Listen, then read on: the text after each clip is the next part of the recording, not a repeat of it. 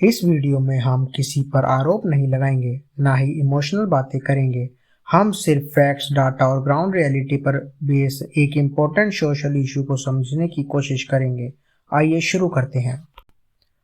Pollution का मतलब सिर्फ धुआं नहीं होता। इंडिया में पोल्यूशन 3 लेवल पर प्रॉब्लम बन चुका है: एयर पोल्यूशन, वाटर पोल्यूशन और प्लास्टिक वेस्ट।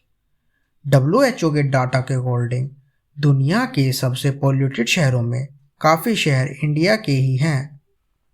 अगर हम पोल्यूशन को थोड़ा डिटेल में देखें तो PM 2.5 जैसे फाइन पार्टिकल्स हमारे लंग्स के अंदर तक चले जाते हैं।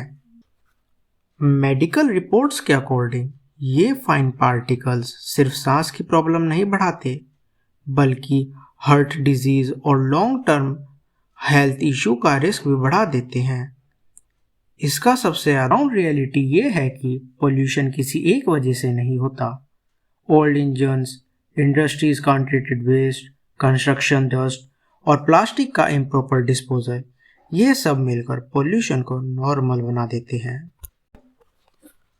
सवाल ये है कि जब प्रॉब्लम इतनी क्लियर है तो कंट्रोल क्यों नहीं हो पा रही?